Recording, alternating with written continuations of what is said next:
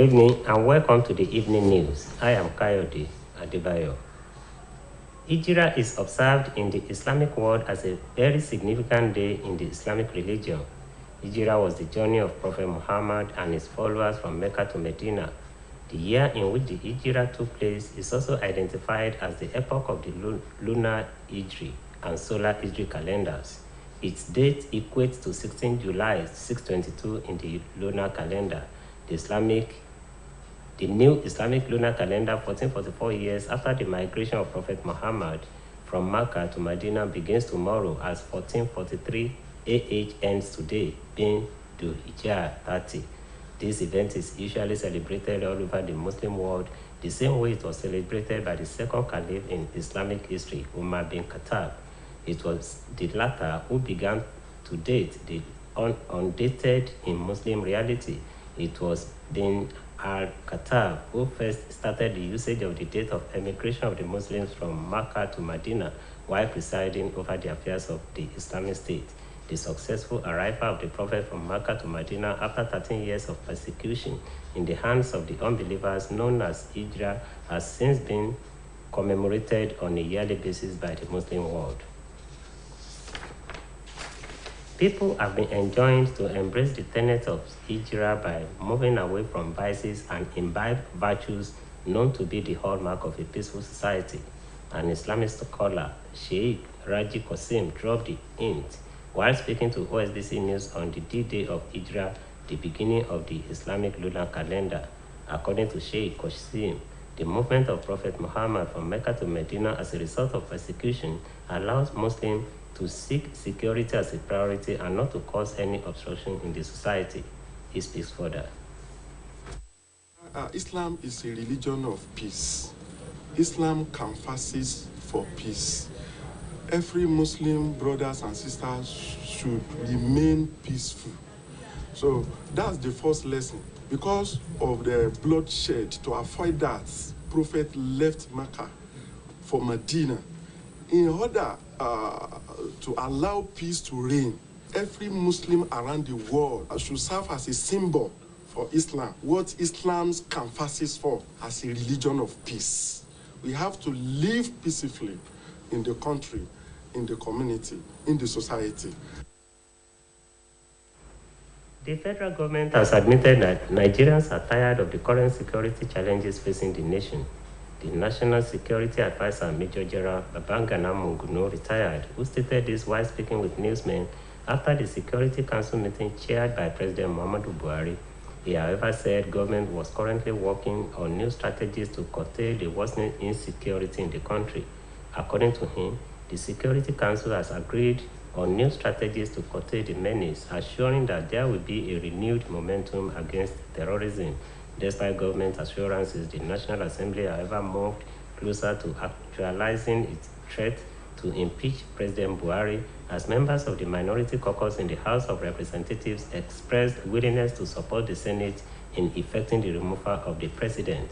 Rising from a joint meeting with the opposition senators, leader of the People's Democratic Party caucus in the House, Ndude Lumelu, said the presidency would be served the impeachment notice as soon as the 6-week ultimatum is over.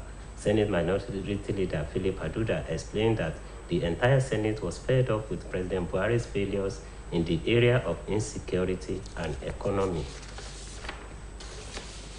The bill seeking the amendment of the Central Bank of Nigeria Act 2007 and barring the governor of the Central Bank of Nigeria, the deputy governor, and the directors of the Apex Bank from participating in partisan politics currently before the House of Representatives has been described as a right step in the right direction.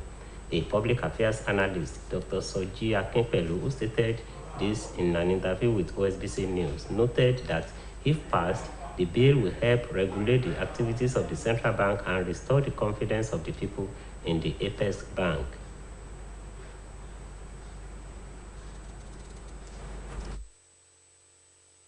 Politics, you cannot be a fair umpire. And I understand that even most of the sensitive materials of the INEC are kept in that vital place. If somebody is biased or have affiliation to one party, then the country is at a problem. Such documents can be, tampered with. Country's money can be tampered with, and it doesn't all go well for the country.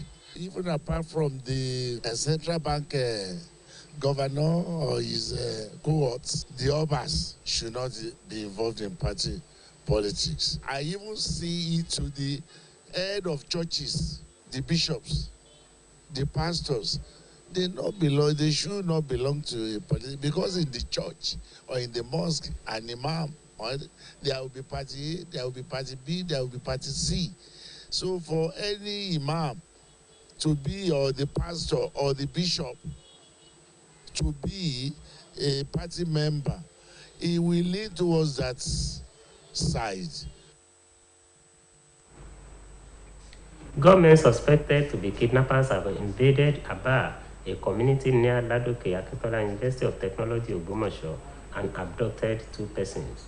According to reports, the gunmen stormed the community located in the Surulere local government area of Oyo State and whisked away their victims, a hotelier and his worker. Some Lautech workers as well as students are said to be living in the community, which is located off the Ogbomoso-Ilorin Expressway. However, the community head, Chief John Adepoju, immediately sent messages to the residents to remain vigilant and stay indoors after the incident. Mr. Adepoju has called for a reinforcement of security personnel to the area to prevent future occurrences of the incident and a meeting of residents of the community to discuss their next line of action. The Nigerian Center for Disease Control has confirmed 133 cases of monkeypox in 26 states. The NCDC disclosed this in its latest monkeypox situation report released on its official social media handle. The agency said from January to July 24, 3 deaths were recorded in 3 states: Delta 1, Lagos 1, and Ondo 1. The report also showed that there were at least 357 suspected cases of the disease in the country. According to the NCDC, 19 new suspected cases were reported in 12 states: Ondo 4, Bayelsa 3, Taraba 2, Lagos 2, Rivers 1, Kogi 1, Kano 1, Imo 1, Delta 1, Anambra 1, Akwa Ibom 1, and Abia 1. NCDC stated further that out of the 19 suspected cases, there were 15 new confirmed positive cases from 10 states: Ondo 3, Taraba 2, Lagos 2, Bayelsa 2, Rivers 1, Kogi 1, Imo 1, Delta 1, Anambra 1, and Abia 1. From January to July 2022, there have now been 357 suspected cases and 133 confirmed cases, 89 male, 44 female from 26 states: Lagos 17, Adamawa 11, Delta 11, Rivers 10, Bayelsa 10, Ondo 9, Edo 8, Nasarawa 7, Plateau 6, FCT 5, Anambra 5, Taraba 5, Imo 4, Cross River 3, Kwara 3, Borno 3, Oyo 3, Kano 2, Katsina 2, Gombe 2, Kogi 2, Niger 1, Ogun 1, Bauchi 1, Akwa Ibom 1, and Abia 1. 3 deaths were recorded from the 3 states: Delta 1, Lagos 1, and Ondo 1. And now to sports. The 22nd edition of the Commonwealth Games has opened with a colorful opening ceremony at the Alexandra Stadium amid fanfare in front of an estimated 30,000 spectators, showcasing the very best of Birmingham and the whole of the UK. The ceremony began at the stadium with drummer, percussionist Abraham Paditete, before India classical vocalist and composer Ranjana Gatak took the lead of the section intended to showcase the diversity of the city. The Birmingham Royal Ballet and Drumee Dance Group Critical Mass brought to life a dance that signifies the restoration of the city's iconic library and its famous canals. Also on display during the magnificent ceremony were the 72 cars from across 5 decades to form a tribute to Birmingham's incredible motor industry history. The Games, set to be the biggest and most expensive sporting event in the UK since the 2012 London Olympics, have had to deal with the adverse impact of the COVID-19 pandemic. According to the update from the 2022 Birmingham official social media handle, the opening ceremony had in attendance Prince Charles and his chief guest as the Queen's baton reached the Games village in Birmingham. The Queen was represented at the Games opening ceremony by Prince Charles and his wife, Camilla.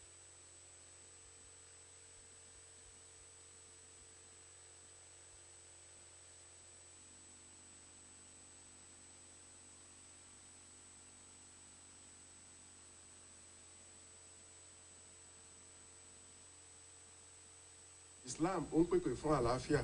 Anywhere tá bá wà a kọ́kọ́ gbọ́dọ̀ gba àlàáfíà láàyè, a kọ́kọ́ gbọ́dọ̀ jẹ́ kí àlàáfíà kó jọba, nítorí wípé ó kọ tí Islam gangan tó ń jẹ́ ní àlàáfíà.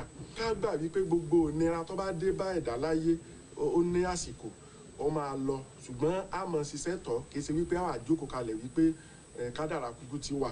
A ṣiṣẹ́ tọ̀ báwo ni bá ṣe máa kú nínú ìyọnu, nínú ìṣòro, nínú ewu, nínú ìnira, so that tá fi lè bọ́ sínú rọrùn tá mọ̀ wípé ara wa máa gbà.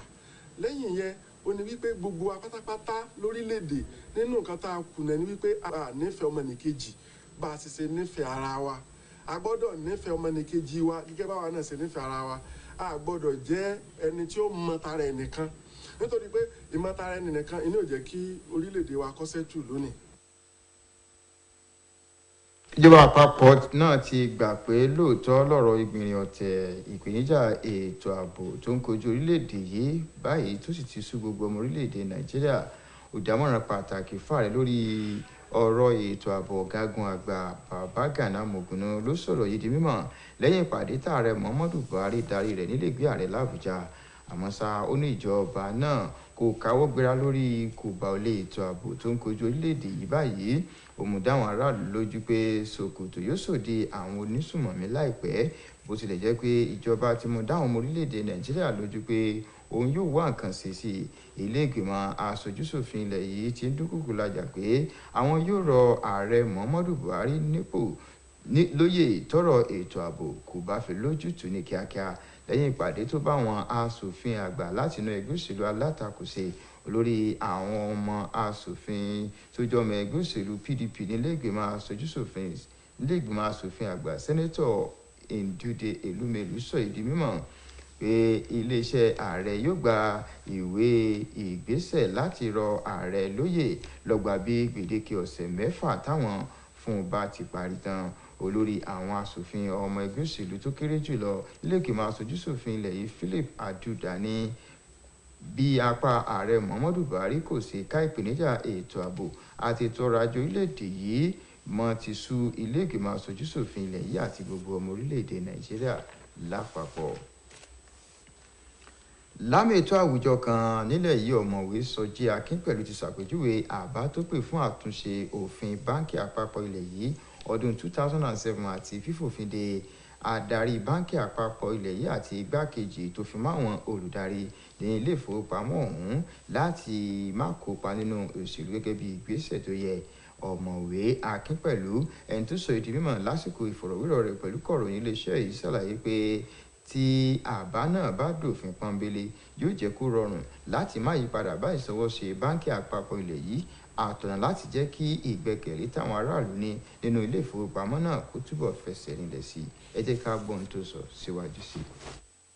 tó dáa gbáà ni tí a bá lè ṣe, torí ọ̀pọ̀lọpọ̀ nǹkan tó léwu nínú ní tí a fi ń ṣèdìbò ó lè máa sọnù, torí bẹ́ẹ̀ ni wọ́n ń tọ́jú gbogbo ẹ̀ sí. Owó òlu ibẹ̀ ni wọ́n ń pa á sí. Tí ọba jẹ́ kárí mẹ́mbà pátì kankan, ẹ rí i pé wọ́n máa fún àwọn kan lówó ju àwọn kan lọ, tí ò sì yẹ kó rí bẹ́ẹ̀.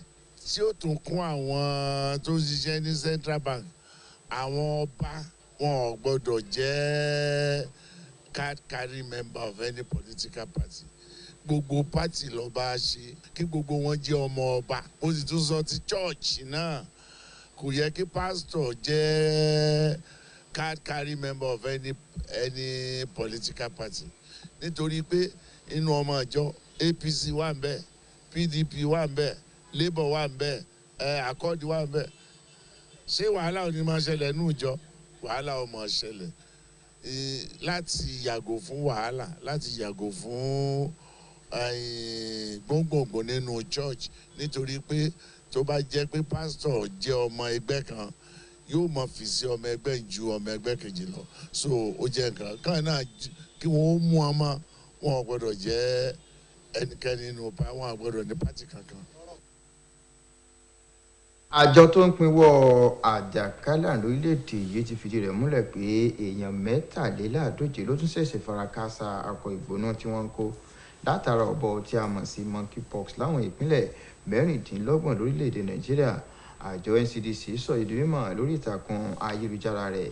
Àjọ náà sọ pé láti oṣù kìíní sí oṣù tí ọjọ́ 16 oṣù yìí èèyàn 3 ló ti dágbére fáyé láwọn ìpínlẹ̀ 3 látàrí àkọ̀ ìgbóná náà ní ìpínlẹ̀ Delta, Èkó àti Ondo. Ẹ̀kúnrẹ́rẹ́ nípa àwọn tí wọ́n fara káásá àkọ̀ ìgbóná náà fi hàn pé ó ti di 313 káàkiri orílẹ̀-èdè yìí tí wọ́n ti ní àrùn ọ̀hún. Gẹ́gẹ́ bá àjọ náà ṣe wí, èèyàn 19 lólùgbàdì ìgbóná ọ̀hún ní ìpínlẹ̀ 12, ìpínlẹ̀ Ondo ní 4, àkọọ́lẹ̀ 3 ní ìpínlẹ̀ Bayelsa, 2 láti ìpínlẹ̀ Taraba àti Èkó tó fi mọ́ Rivers, nígbà tí ìpínlẹ̀ Kogi, Kano, Imo, Delta, Anambra, Akwa Ibom àti Abia lákọọ́lẹ̀ kọ̀ọ̀kan.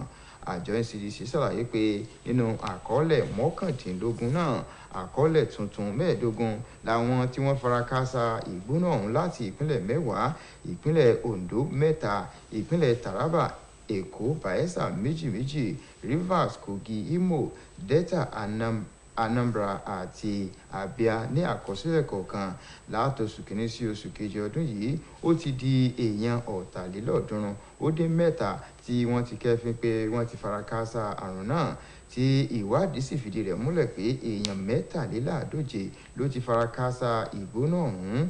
99 ló jẹ́ ọkùnrin, nígbà táwọn obìnrin sì jẹ́ 40 láti ìpínlẹ̀ 26, ìpínlẹ̀ Èkó 17, Adamawa àti Delta 11, Rivers àti Bayelsa 10, Ondo 9, Edo 8, Nasarawa 7, Plateau 6, olúlulẹ̀ yìí Abuja, Taraba àti Anambra ní 5, 4 ní ìpínlẹ̀ Imo, 3 ní ìpínlẹ̀ Kwara, Borno àti Ọ̀yọ́, nígbàtí 2 wà ní ìpínlẹ̀ Kano, Katsina, Gombe àti Kogi, ẹyọkọ̀ọ̀kan ní Niger, Ogun, Bauchi, Akwa Ibom àti Abia. Àwọn èèyàn 3 ni wọ́n ti gbẹ́mìí mì láti ìpínlẹ̀ 3 tí wọ́n bíta ti rí Delta, Èkó àti ìpínlẹ̀ Edo. Ìdíje Commonwealth ẹlẹ́ẹ̀kejìlélógún irú ẹ̀ ti gbéra sọ ní pápá ìṣeré Alexander pẹ̀lú ayẹyẹ ìbẹ̀rẹ̀ níbi táwọn òǹwòran tó 30,000 ti péjú pésẹ̀, èyí tó ṣàfihàn akitiyan ìlú Birmingham lẹ́ka eré ìdárayá àti ilẹ̀ Amẹ́ríkà lápapọ̀.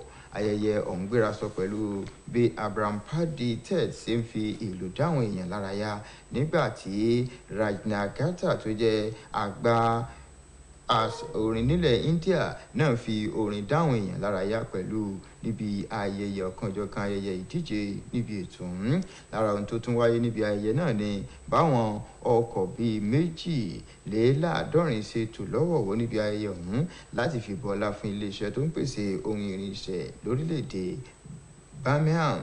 Ìdíje ọ̀hún ló jẹ́ ìdíje Olympic tó ti tóbi jùlọ, tí ó sì ti jẹ́ tí wọ́n náwó lórí sí jùlọ nílẹ̀ Amẹ́ríkà látọdún 2012, ṣùgbọ́n tí a kò dìde bá látàrí àjàkálẹ̀ àrùn COVID-19 tó ṣẹ̀yọ. Nílẹ̀ òkèèrè, ìfẹ̀hónúhàn tako ìjọba ológun orílẹ̀-èdè Guinea àti èròǹgbà wọn láti padà sínú ìjọba tiwantiwa dá iṣu àtàyànyàn sílẹ̀ lólùlù ilẹ̀ náà. Àwọn tó ń ṣe agbátẹrù ètò náà sọ di mímọ̀ pé ẹnìkan kúkú àìtọ́jọ́ lásìkò rògbòdìyàn ọ̀hún. A gbọ́ pé ọta àbọn ló dẹ̀mí ẹnìkan ọ̀hún légbodò ní Amdala ní gbèríko Conakry. Ọ̀gọ̀rọ̀ èèyàn sì tún ti farapa pẹ̀lú.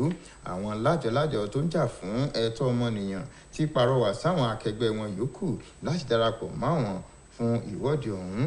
Ṣáájú làwọn aláṣẹ ti fòfin de ìwọ́de, àmọ́ tí wọ́n ti sọ pé ẹnì kankan kò gbẹ́mìí mì lásìkò ìwọ́de ọ̀hún.